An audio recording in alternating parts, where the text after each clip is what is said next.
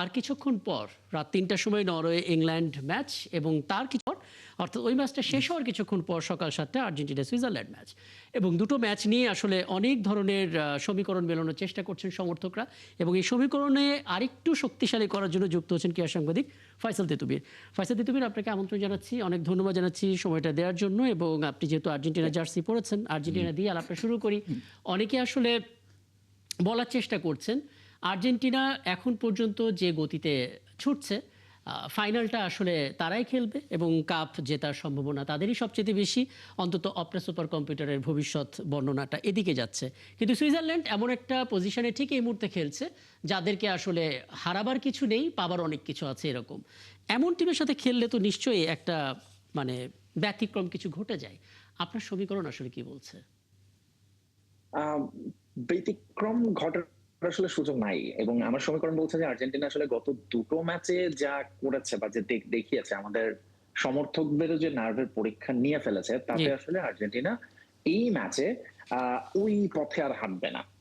আজকে আর্জেন্টিনা অনেক অনেক বেটার ফুটবল খেলবে এবং স্পেশালি ধরুন ওই লাস্ট মোমেন্টের নাটকীয়তার জন্য অপেক্ষা করবে বলে আমার অন্তত মনে হয় না এই ম্যাচে। কারণ এই ম্যাচে স্কালোনি আসলে গত দুই ম্যাচের পর অবভিয়াসলি তিনি তার স্ট্র্যাটেজিতেও কিছু চেঞ্জ আসবেন। সুইজারল্যান্ড কি করতে পারে, তাদের শক্তি দুর্বলতা সম্পর্কে খুব ভালো করে জানা আছে এবং আজকে আসলে মূলত লিওনেল মেসিকে আমার ধারণা যে তাকে একটু ডিফারেন্ট রোলে দেখবো। অর্থাৎ তিনি এই ওয়ার্ল্ড কাপে ধরুন এখন পর্যন্ত গোল্ডেন বুটের রেসে শীর্ষে আছেন ৮ গোল নিয়ে, প্রতি ম্যাচেই অলমোস্ট গোল করছেন। তবে আজকে তাকে আসলে অনেক বেশি আমরা অ্যাসিস্টের ভূমিকায় দেখবো বলে আমার মনে হয়। তিনি একটু প্লেমেকার পজিশনে হয়তো ফেরত যাবেন এবং সেক্ষেত্রে হুলিয়ান আলভারেজ প্রবাবলি স্টার্ট করবেন এবং তাকে হয়তো তিনি বলের যোগানটা দেবেন।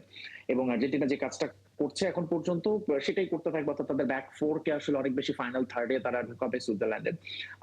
তাদের প্ল্যানটা এরকমই থাকার কথা এবং সেই হিসাবে আমার মনে হয় আজকের ম্যাচে আর্জেন্টিনার ওই টেনশনটা একটু কম থাকবে। আমি খুবই personally being an Argentine fan, jersey পরে আমি আসলে অনেক বেশি এক্সাইটেড ইংল্যান্ড নরওয়ে ম্যাচ নিয়ে, কারণ আমার আজকের ম্যাচে আর্জেন্টিনা সুইজারল্যান্ড নিয়ে টেনশনটা কম। আমার মনে হয় আর্জেন্টিনার সহজভাবেই পা রাখবে সেমিফাইনালে। অবশ্যই। হ্যাঁ, আমি আরো কয়েকটি বিষয়টি জানার চেষ্টা করি।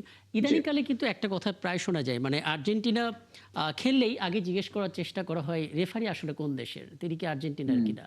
মানে এইরকম বিতর্কটা আসলে শুধুমাত্র বিতর্কের জন্য নাকি আদৌ আপনার ইনভেস্টিগেশন কিছু বলে যে এবার খেলার মধ্যে নানা রকমের নাটকীয়তা তৈরি করার চেষ্টা চলছে? এইটা তো আসলে একেবারেই বিতর্কটা তো ফ্যানদের তরফ থেকেই আসলে বেশি হয় এবং কিছু কিছু জায়গায় সেটাতে মিডিয়া, মেইনস্ট্রিম মিডিয়া এবং সোশ্যাল মিডিয়া সবাই আসলে সেটাতে আরেকটু বাড়তি হাওয়া দেয় এবং সে কারণে ধরুন প্রেস কনফারেন্সেও এই প্রশ্নগুলো ওঠে এবং সেগুলোর উত্তর দিতে হয় আর্জেন্টিনা, অন্যান্য দল, ইভেন ফিফাকেও এটা নিয়ে ব্যাখ্যা দিতে হয়েছে। কিন্তু পুরোটাই আসলে খুবই অমূলক এবং এটা যুগে যুগে হয়েছে। একটা সময় আর্জেন্টিনাকে উল্টো জায়গায় আমরা দেখতাম, অর্থাৎ আর্জেন্টিনার অভিযোগই থাকতো যে ফিফা তাদের সঙ্গে অন্যায় করছে, দুর্নীতি করছে। এখন ধরুন এই জায়গাটায় এসে এটা হচ্ছে, একটা সময় এটা ধরুন জার্মানিকে নিয়ে হয়েছে, একটা সময় ইংল্যান্ডকে নিয়ে হয়তো হয়েছে। সো এইটা আসলে ফুটবলে আপনি জানেন যে আমাদের দেশেও যখন খেলা হয় আবাহনী মোহামেডান রেফারির সিদ্ধান্ত একদল খুশি থেকে একদল খুশি থাকে না, কিন্তু এখন পর্যন্ত আর্জেন্টিনার সঙ্গে যা ঘটেছে সবকিছু উইদিন দ্য রুলের বাইরে আসলে কিছু হয় নাই। এটা হচ্ছে নাম্বার ওয়ান। আর যে বিতর্কের কথাটা বলা হচ্ছে এটা অবভিয়াসলি যেহেতু বাংলাদেশের বোধহয় আরেকটু বেশি প্রকট এটা, বিকজ আজকে যদি এখানে ব্রাজিলও থাকতো হয়তো এই বিতর্কটা একটু কম হতো, তখন ফোকাস থাকতো যাচ্ছে, কারণ যেহেতু ব্রাজিল না একটা বড় সমর্থক গোষ্ঠী না থাকার কারণে সেইটা তাদের তো একটা আসলে আমি বলবো যে একটা ইফেক্ট আছে। এট দ্য সেম টাইম কিছু ঘটনা এবার ওয়ার্ল্ড কাপে তো আসলে প্রশ্নবিদ্ধ হয়েছে, ধরুন বালগুনের ওই রেড কার্ডের ইস্যু, ফিফার ক্রেডিবিলিটি এই কারণে একটু প্রশ্নের মধ্যে আছে। সেই জায়গাটায় আর্জেন্টিনার ক্ষেত্রে হ্যাঁ এই যে তর্কগুলো করা হচ্ছে এগুলো আসলে মানে আমি মনে করি খুবই অমূলক এবং এটা একেবারেই সোশ্যাল মিডিয়াতেই আসলে বেশি এই ব্যাপারগুলো।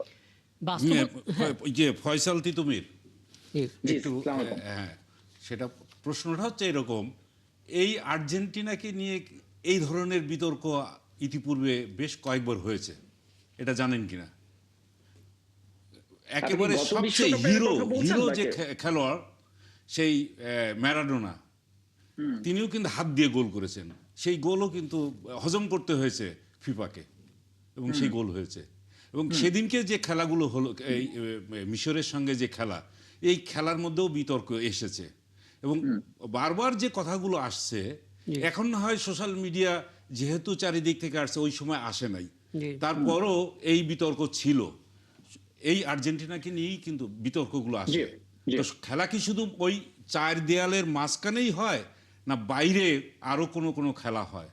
এর সাথে কি আপনি বলে দেবেন আপনি কোন দলের সাপোর্টার, তাহলে আলাপ করতে সুবিধা হয়। না, এগুলো বলার দরকার নেই, এখানে আমি বসছি। আচ্ছা, উনি যে আর্জেন্টিনা সাপোর্টার না সেটা তো নিশ্চিতভাবেই বলা যায়। জি। হ্যাঁ, এবং বেশিরভাগ ক্ষেত্রেই যেটা হয়, বাংলাদেশে যারা আর্জেন্টিনা সাপোর্টার না তারা আর্জেন্টিনা ছাড়া বাকি 47 দলকেই সাপোর্ট করেন এবং মনে করেন যে তাদের সাথে যা হচ্ছে ঠিক আর্জেন্টিনার সঙ্গেই বোধহয় অন্যায় হচ্ছে, মানে ফিফা সুবিধা দিচ্ছে।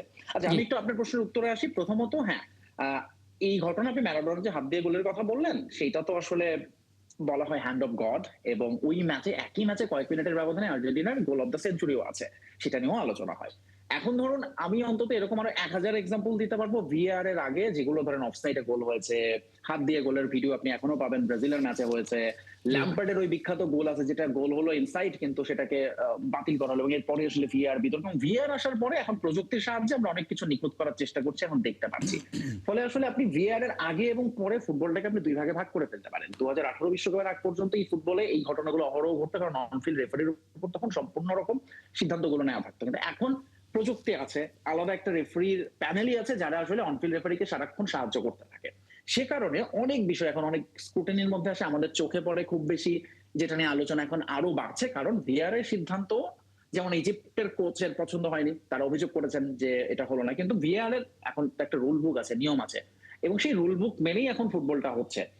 যেটা ধরুন আগে ভিআর এর আগে রুল বুকে থাকলেও রেফারি চোখ এড়িয়ে যেতেন, এখন আর সেই সুযোগও নাই। ফলে এই বিতর্কগুলো আমার মনে হয় যে হচ্ছে, অবভিয়াসলি এটা হবে, কারণ ফুটবল এমন একটা খেলা যে জায়গাটাই ধরুন যে টেকনোলজির কারণে আমাদের অনেক সময় মনে হয় ইমোশনালি ব্রেকডাউন হয়, যেটা ইজিপ্টের ক্ষেত্রে হয়েছে, তার একটা দুর্দান্ত গোল ভিআর এর জন্য বাতিল হয়ে গেছে, তাই না? সো এই বিতর্কটা আসলে এখন আপনি যেটা বলছেন, কিছু জিনিসপত্র আমরাও দেখছি আলোচনায় আসছে যে হ্যাঁ, ফিফা চায় তাদের মার্কেটিং এর স্বার্থে বিশ্ব চ্যাম্পিয়ন দল থাকুক, বা সেটা খেলোয়াড় তারপর লিওনেল অনেকে মেসি বলছেন যে থাকুক। টপ 15টা দলের সাথেই খেলা পড়েনি আর্জেন্টিনার, এরকম একটা অভিযোগ করছে। আর্জেন্টিনার পরে নাই। এখন এইটা তো আসলে ধরুন ফিক্সচার যেভাবে হয়েছে আরো বহু বছর, মানে অনেকদিন আগেই হয়েছে, এবং জি। এই ফিক্সচার অনেক কিছুই বদল ঘটেছে। ধরুন যেখানে বাংলাদেশ আর্জেন্টিনা কেপ ভার্দের সঙ্গে খেলেছে, ওই ম্যাচটা উরুগুয়ের সঙ্গে হতে পারতো, স্পেনের সঙ্গে হতে পারতো। যে ম্যাচটা এখন সুইজারল্যান্ডের সঙ্গে খেলে ওই ম্যাচটা কলম্বিয়ার সঙ্গে হতে পারতো, বিকজ ওই দলগুলো পার্টিকুলার তাদের ম্যাচ জিততে পারেনি, এবং সেই কারণেই আর্জেন্টিনার সঙ্গে তাদের পড়ছে। এবং এইটা কিন্তু উইদিন ফিফার ফিক্সচারের সময় বলা আছে, র্যাঙ্কিং এর যারা 1 থেকে 4 জি। তাদেরকে আসলে এমন ভাবেই করা হয় যেন ফাইনালের আগে তাদের দেখাটা না হয়, ফিক্সচারটা এইভাবেই করা হয়। এবং সেই স্বাভাবিক, কারণে স্বাভাবিক। দেখবেন মানে ফ্রান্সের সঙ্গে এরকমটা হওয়া আর্জেন্টিনার উচিত। খেলা কিন্তু পড়বে হ্যাঁ, না, যদি পড়ে নাই ফাইনালের আগে। আমরা বুঝলাম, মানে এখন সময়টা এরকম প্রযুক্তির চোখ এড়িয়ে বড় কোনো ধরনের, মানে এখন এই সময় ম্যারাডোনা কিন্তু হাত দিয়ে গোল দিলে সেটা কাউন্ট হতো না, ভিআরে ধরা পড়তো। যাই হোক, আমি জি। ছোট করে একটা বিষয় জেনে তারপর আমি একটু নরওয়ের ম্যাচের দিকে যাব।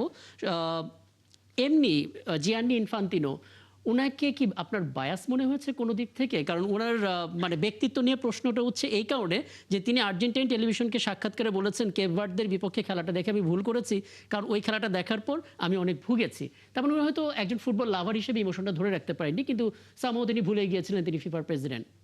মানে আপনার মনে হয়েছে কিনা কোনো কারণে ওনার ব্যক্তিত্বের সমস্যা, আচ্ছা, নাকি উনি একটু বায়াস? যদি জি, আপনি যদি বায়াসের কথা বলেন তাহলে এইটা বোধহয় চোখ বন্ধ করে বলে দেওয়া যায় তিনি ডোনাল্ড ট্রাম্প এবং আমেরিকার প্রতি বায়াসড। কারণ তিনি আচ্ছা, জি। বিশ্বকাপ দিয়েছেন যুক্তরাষ্ট্রে, ফিফা পিস প্রাইজ দিয়েছেন ডোনাল্ড ট্রাম্পকে, যেটা নিয়ে প্রচন্ড সমালোচনার মধ্যে দিয়ে যেতে হয়েছে। যুক্তরাষ্ট্রের মেন স্ট্রাইকার রেড কার্ড পেলো, যেটা তার পরের ম্যাচে নিষিদ্ধ, সেই নিষেধাজ্ঞা তুলে নিল ফিফা। সো তিনি যদি কোনো রকমও বায়াসড হন, সেটা হলে একমাত্র যুক্তরাষ্ট্রের প্রতি হবেন। এখন আর্জেন্টিনার যে প্রসঙ্গটা আপনি টেনেছেন, জি। আমি যদি সেম প্রশ্ন আপনাকে করি, বা আপনারা 100 জনকে সবাই একই কথা বলবে যে ওই ম্যাচটা আসলেই খুবই নার্ভের ভিতর দিয়ে আমাদের যেতে হয়েছে, নানান রকম পরীক্ষা নিরীক্ষা, এবং ওই জায়গাটায় ওই কথাটা খুবই সাটল কথা ছিল। অ্যাজ আ ফিফা প্রেসিডেন্ট না, তিনি আসলে অ্যাজ আ ফুটবল ফ্যান হিসেবে, দর্শক হিসেবেই বলেছেন, এবং তার রিয়াকশনের কিন্তু ভিডিও ছবি এখনো আছে সোশ্যাল মিডিয়ায়, যে তিনি কেপ ভার্দের ওই ম্যাচে মানে ওয়াইল্ড সেলিব্রেশন করছেন, একবার হতাশ হচ্ছেন। বিকজ আপনি যখন ফুটবল দেখবেন 90 মিনিটস এবং মাঠে বসে দেখবেন, তখন আসলে আপনার মাথায় আর কিছু থাকবে না। আমরা সাংবাদিক হিসেবে খেলা কভার করতে গেলেও বাংলাদেশের জয় আমরা তখন দর্শক হয়ে যাই। ইটস ভেরি ন্যাচারাল, এবং এটা আমাদের এই অ্যাড্রেনালিন রাশের ভেতরেই আছে। So, বুঝতে FIFA পারছি, president হিউম্যান এটাই বিং যেহেতু। বলেছেন। আমি সবশেষ নরওয়ে ইংল্যান্ড, একটু পরেই ম্যাচটা শুরু হবে। আপনি নিশ্চয়ই দেখেছেন হালান্ড, উনি বোধহয় একটা মাইন্ড গেম খেলছেন, মানে এসে প্রতিপক্ষকে Yeah, এতটা yeah. সমীহ করলেন, মানে একদম। এটা বোধহয় একটা পাতানো ফাঁদ, যেটা হয়তো বুঝে গেছে ইংল্যান্ডের মতো দক্ষ দল। কি বলবেন? হ্যাঁ, নিশ্চয়ই, কারণ আগের ম্যাচেও সেম এই মাইন্ড গেমটাই খেলেছিল পুরো নরওয়ে দল, এবং তাদের কোচ তারা জি। একই কথা বলেছিল যে ব্রাজিল ফেভারিট, ব্রাজিলেরই আসলে প্রেসার। এই ম্যাচও হালান্ডের ইন্টারভিউ দেখেছি আমরা, বলেছে প্রেসারটা আসলে ইংল্যান্ডের উপরে। এখন দ্য ফ্যাক্ট ইজ যে এই ম্যাচে আসলে পুরোপুরি 50-50 ম্যাচ এটা, এবং কাউকে এগিয়ে রাখার সুযোগ নেই। এবং ওই দলে যেরকম হালান্ড আছে, ওই দলে হ্যারি কেইন আছে, বরং ওই দলটা আরো বেশি আপনি ইংল্যান্ডের ইন্ডিভিজুয়াল স্টার আরো বেশি, কিন্তু নরওয়ে অ্যাজ এ ইউনিট হিসেবে খেলছে এবং তাদের একজন অসাধারণ কোচ আছে আমি বলবো, যিনি আসলে ম্যাচ বাই ম্যাচ স্ট্র্যাটেজি, যেরকম গ্রুপ পর্বে আপনার এখনো মনে আছে নরওয়ে এক ম্যাচে 10টা চেঞ্জ করে ফেললো এগেইনস্ট ফ্রান্স, তাও আবার because that was part of the strategy. তিনি তার প্লেয়ারদের রেস্ট রাখতে চেয়েছিলেন, ফ্রি রাখতে চেয়েছিলেন, ফ্রেশ রাখতে চেয়েছিলেন, যেন এখন এসে তারা সেটা কাজে লাগাতে পারে, এবং সেটা হচ্ছে। So Norway is playing super football, যেটা একে তো এই টিমটাই একটু অপরিচিত, কারণ তারা 1998 সালের পর প্রথম বিশ্বকাপ খেলছে, এবং অবভিয়াসলি তাদের চমকের অনেক কিছু আছে, এবং হালান্ডের মতো একজন যখন ম্যান থাকে, এই দলটা আসলে they can do any impossible things possible, সেটাই তারা করে চলেছে। এবং ইংল্যান্ড অবশ্যই আজকে বাড়তি সতর্ক থাকবে, এবং এগেইন আমার মনে হয় হ্যারি কেইন এন্ড জুড বেলিংহামের উপরই প্রেশারটা থাকবে, কারণ ইংল্যান্ডের অনেকগুলো ইনজুরি কনসার্ন আছে, রেড কার্ডের ইস্যু আছে, এবং তাদের মিডফিল্ডের সঙ্গে বোধহয় বাকি সব জায়গায় নরওয়ে একটু একটু সমান সমানভাবে এগিয়ে থাকবে, কিন্তু অ্যাটাকের জায়গাটায় প্রবাবলি ইংল্যান্ড। তাহলে বোঝা যাচ্ছে আসলে খেলাটা দারুণ উপভোগ্য হবে। এবং অনেক ধন্যবাদ আপনাকে ফাইসাল তুমির, মানে আপনার সঙ্গে কথা বলতে খুবই আনন্দদায়ক, কিন্তু সময়টা একেবারেই কম। আমরা একটু আগে মানে সে পুরনো একটা খবর দেখছিলাম, নরওয়ের অ্যাম্বাসিডার তিনি বলেছিলেন এবার নরওয়েকে আপনারা সমর্থন করুন ব্রাজিল আর্জেন্টিনার পাশাপাশি, কারণ অনেকদিন পরে আমরা ওয়ার্ল্ড কাপে এসেছি। শুভকামনা থাকবে নরওয়ের জন্য, ইংল্যান্ডের জন্য। অনেক ধন্যবাদ ফাইসাল তুমির, আপনাকেও ধন্যবাদ।